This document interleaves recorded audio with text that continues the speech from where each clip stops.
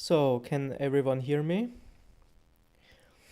Hello and welcome to my talk, The Art of Trickery, Social Engineering, Internet Scammers. My name is Andreas Zingele and I'm sorry that I cannot be with you today, but I hope that I can answer some of your questions after the talk over Skype. In 2010, I co-founded the Kairos Art and Research Lab. Over the last years, we have been researching internet fraud and vigilante anti-scam activists. Our practice-based research is closely intertwined with the artistic production. Besides the artworks, we publish academic research papers related to our projects, and through workshops, we contextualize our quite focused research topics of the artworks to a wider discourses like data privacy, activism, hacking culture, the ethics of vigilante online communities, and disruptive art practices. There are online communities of so-called scam baiters who fight back against online criminals.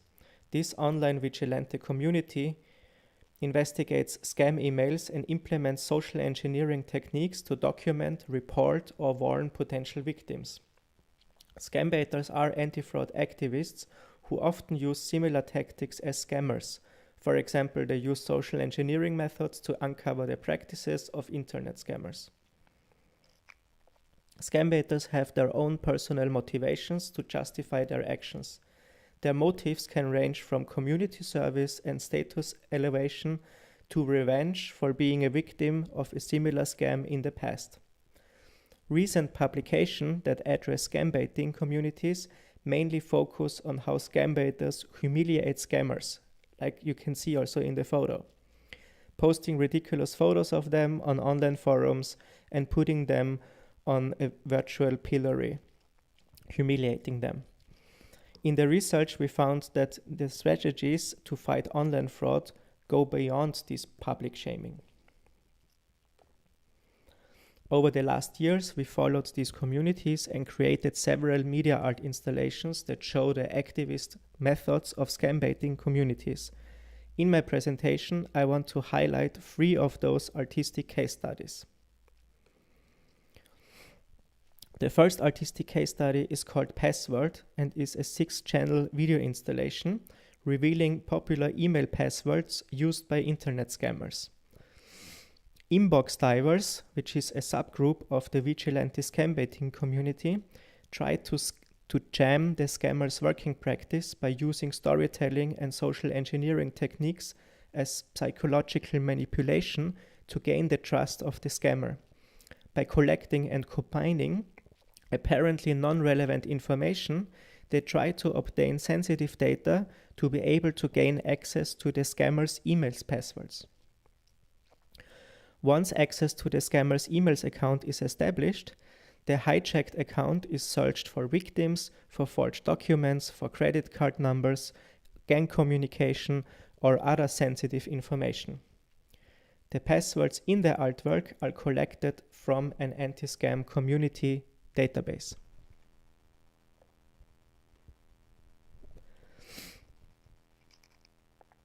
I want to present now 3 methods that this scam baiting community uses. The first one is called the fake form elicitation. Scam baiters often use self-made documents to gather additional information about the scammers. During this ongoing correspondence and fictional narrative between the scam baiter and the scammer baiter claims to need some forms to be filled out in order to continue the unfolding business preparations. These forms often resemble existing businesses like local banks, money transfer companies, or forms that follow governmental application procedures. Besides asking for personal information like full name, address, phone numbers, they also request official documents to validate the scammer's identity. And these questionnaires on these forms can also include email security questions that are then used to reset a password and to gain access to the scammer's emails account.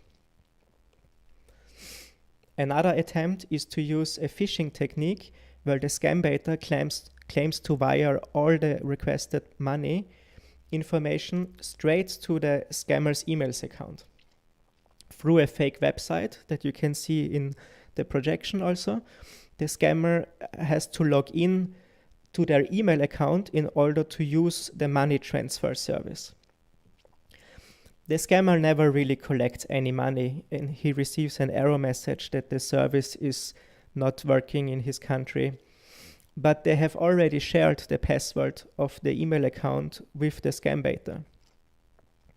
Similar to a successful phishing attempt, this social engineering tactic lures the scammer to a fake website to disclose sensitive information. Still, this method differs from a phishing attempt, since a trustworthy connection between the scammer and the scam baiter is already built up through the email correspondence. Additionally, the scammer uses the phishing attack for a financial gain, which the scam baiter is not doing. The scammer also has the feeling of superiority, since the blue-eyed victim, the scam baiter, seems to believe the story and is wiring him money.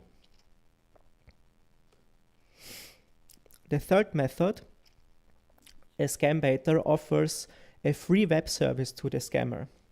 It is specifically advertised as a trusted and reliable infrastructure that scammers can use for their businesses. The scam baiter sends out bulk emails in order to attract the interest of scammers to sign up for the service. In one format, he imposes a fellow scammer who writes in Pidgin English, which is a simplified version of the English language, and shares a good tip to use a reliable bulk mailing service. The email reads like this: "Brother, I found this mailer is very good for bulk. I throw more 600 recipient. Mail gonna inbox 100%. Good. You make one too." In order to use the web service, the scammer has to follow a link to a registration page. During the application process, the scammer has to provide several alternative email addresses and a selection of passwords.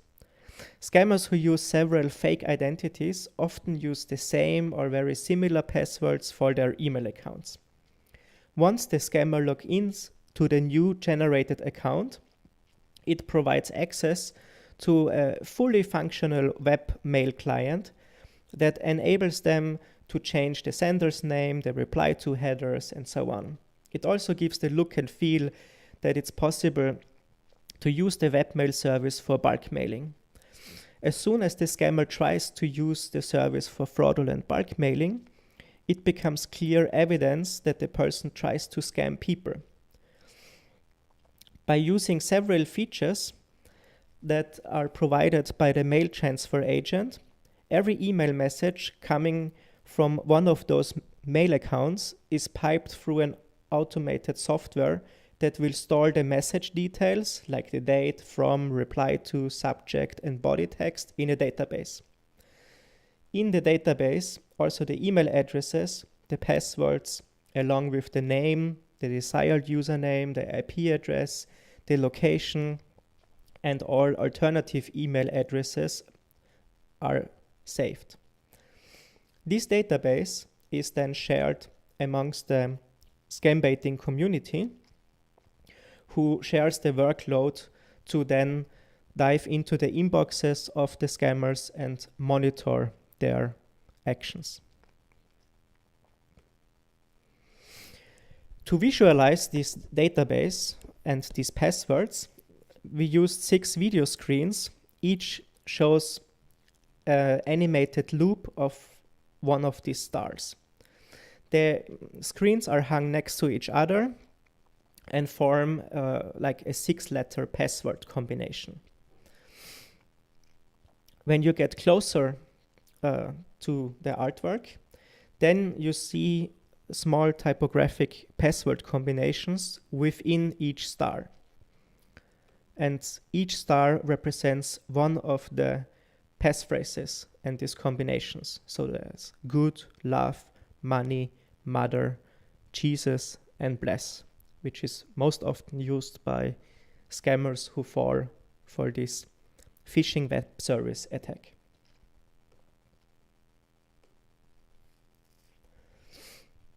The second artistic case study is called Megacorp. Megacorp is a corporate conglomerate inspired by its equally powerful counterparts in science fiction. The artwork is based on a collection of fake websites that we scraped from the internet. These companies exist only virtually and are used by cybercriminals for phishing attacks and to support their scam stories. The Megacorp exists therefore as an umbrella company for subsidiary companies that are 100% fraudulent dummy corporations. The Megacorp operates on a global scale and is constantly growing, with companies represented in almost every branch of the industry. Based on the database Artists Against 419, which is the biggest open access database hosted by another vigilante community who detects and reports these fraudulent businesses to law enforcement and to hosting providers. We visited this database on a daily basis and automatically downloaded websites with a site scraping tool. The scraped websites were analyzed and categorized according to the business segment, the street addresses, the colors that are used for the web design, the registered city and country. We tried to gather 1,000 companies, group them, and further analyze them.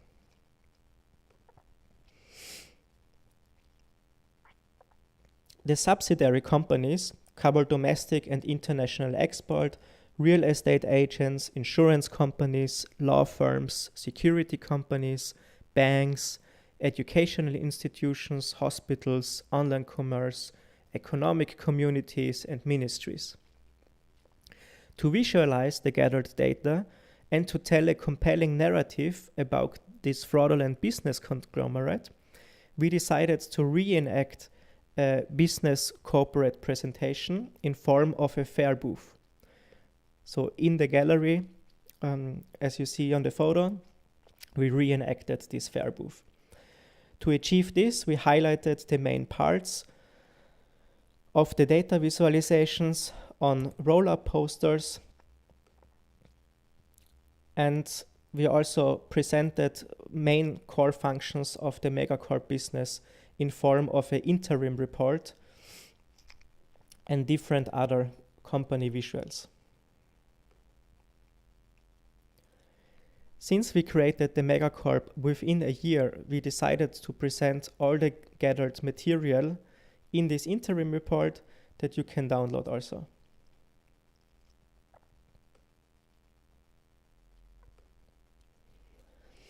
And we created corporate image showreel to give a fast overview of the main business segments and the global outreach. Another video showed some of the company's websites and our attempt to visit the addresses where the companies claim to have their headquarters and see what kind of companies are actually registered there.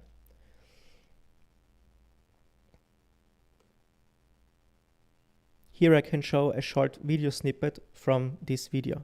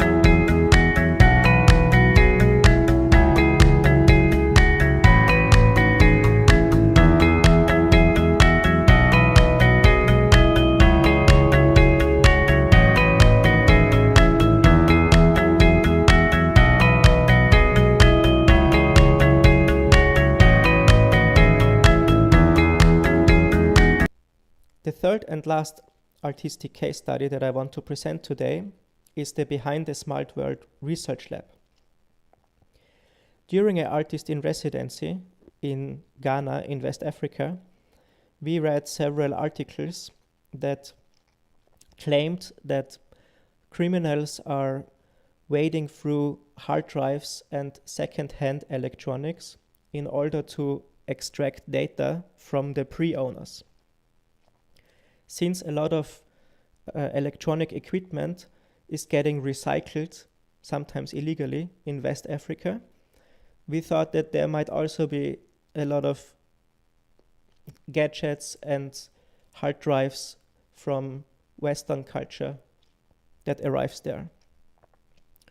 So what we did, or we thought that it acts like a social engineering method of dumpster diving, which is the practice of sifting through commercial or residential trash to find items that have been discarded by their owners, but which may be useful to the dumpster diver.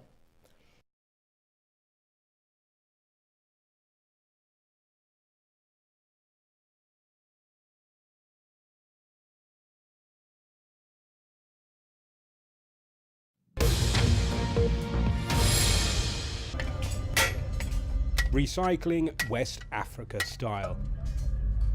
Consumer electronics smashed, sorted, and the valuable metals extracted. This is Agbogloshi, Accra, where technology goes to die. For years now, we've been exporting most of our dirty industries overseas.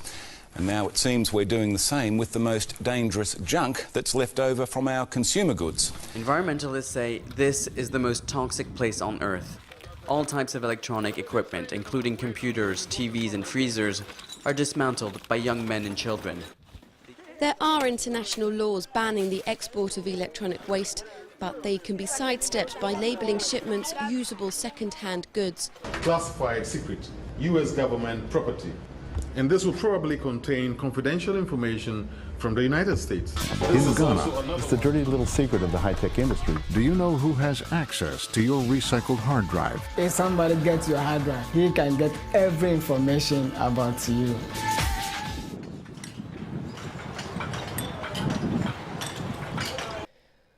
On this photo, you see my partner Linda Kronman, who is looking in one of the areas for the discarded hard drives.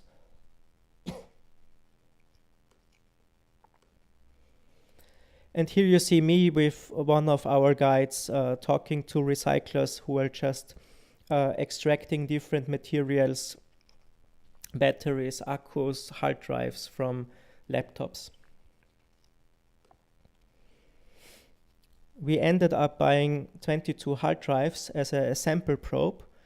They ranged between 600 and 16 gigabytes, cost around 2 to 4 euros, and yeah, were in different conditions.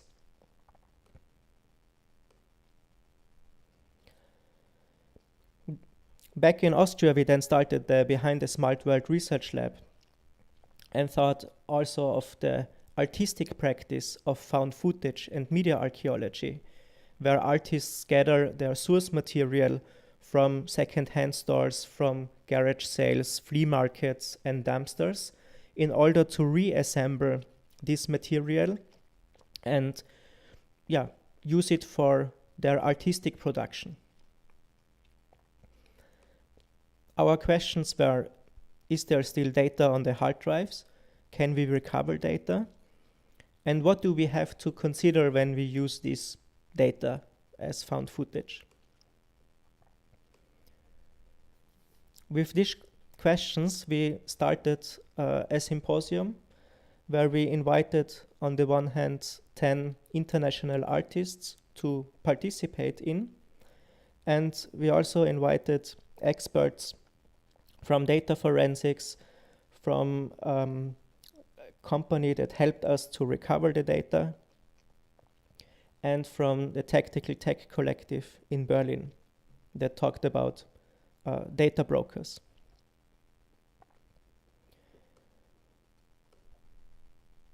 Over a weekend, we started an art lab where people started to look at the data, experiment with it. Each of the invited artists had a different background, so they came from video, from installation, from sound, from performance, and they all tried with their background knowledge to work with this data and to use it. One output of this art lab, this research lab, was an exhibition that we then created this year in May in Linz during the Art Meets Radical Openness Festival, where we exhibited the artworks of the artists, but also in more general artworks that deal with electronic waste, that deal with data breaches. Here I want to show a short clip from a presentation of the research lab, including 7 works by international artists at this year's Ars Electronica Festival in Linz, Austria. Most of the artworks were dealing with the hard drives and the data on them, or were related to e-waste in a global context. Here we see the work Recycling Yantra by Raphael Perret. He followed recycling routes to India and interviewed recyclers about their business practice and created the mandala made out of e-waste that you see here in the lower right corner.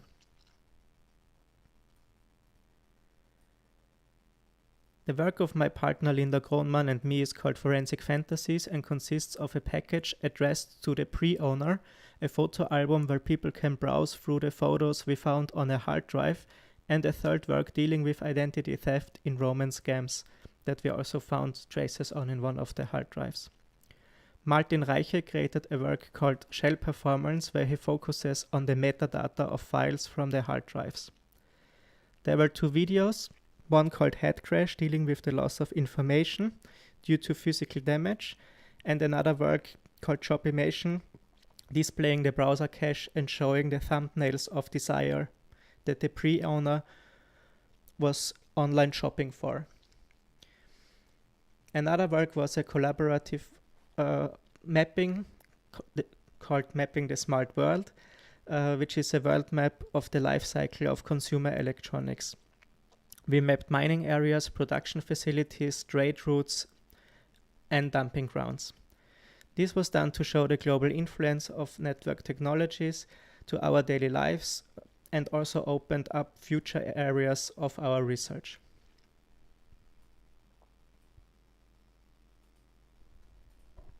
We also collected in a book different artistic positions that deal with the saving, deleting, and the resurfacing of data.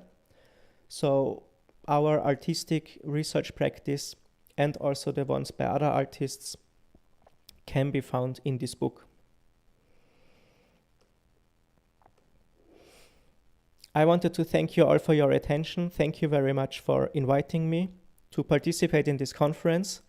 I hope we can still talk a bit over Skype and answer some questions. And else I would be really happy to correspond with you over email. Thank you very much.